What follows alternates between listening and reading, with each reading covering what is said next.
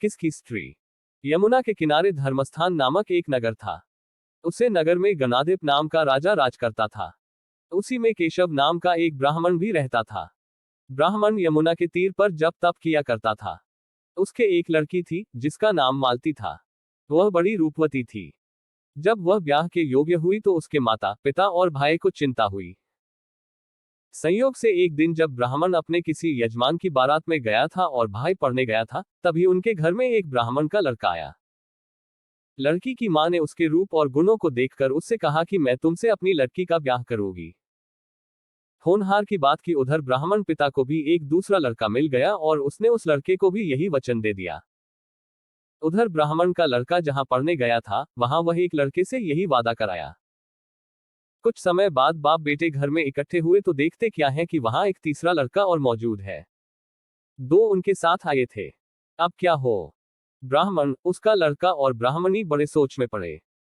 दैवयोग से हुआ क्या कि लड़की को सांप ने काट लिया और वह मर गई।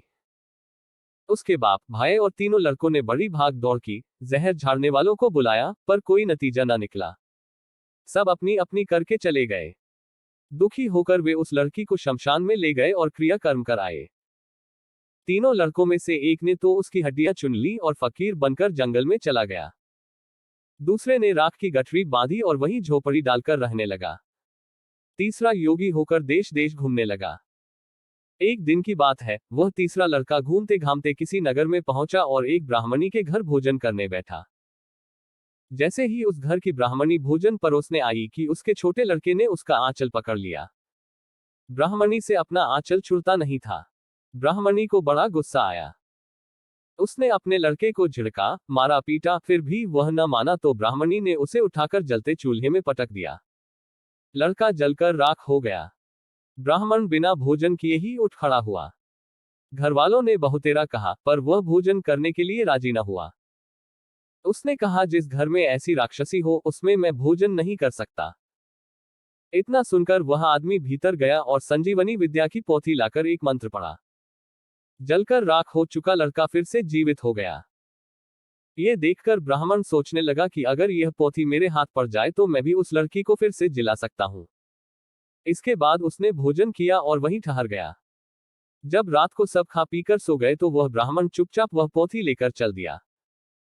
जिस स्थान पर उस लड़की को जलाया गया था, वहां जाकर उसने देखा कि दूसरे लड़के वहां बैठे बातें कर रहे हैं। इस ब्राह्मण के ये कहने पर कि उसे संजीवनी विद्या की पोथी मिल गई है और वह मंत्र पढ़कर लड़की को जिला सकता है, उन दोनों ने हड्डियां और राख निकाली। ब्राह्मण ने जैसे ही मंत्र पढ़ा, वह लड़की जी उठी। अब तीनों उसके पीछे आपस में झगड़ने लगे। इतना कहकर बेताल बोला, राजा, बताओ कि वह लड़की किसकी स्त्री होनी चाहिए। राजा ने जवाब दिया, जो वहां कुटिया बनाकर रहा, उसकी। बेताल ने पूछा, क्यों? राजा बोला, जिसने हड्डियां रखी, वह तो उसके बेटे के बराबर हुआ। जिसने विद्या सीखकर जीवन दान दिया, वह बाप के बराबर हुआ। जो राख लेकर रमा रहा, वही उसकी हकदार है। राजा का ये जवाब सुनकर बेताल फिर पेड़ पर जा लटका। राजा को फिर लौटना पड़ा और जब वह उसे लेकर चला तो बेताल ने तीसरी कहानी सुनाई।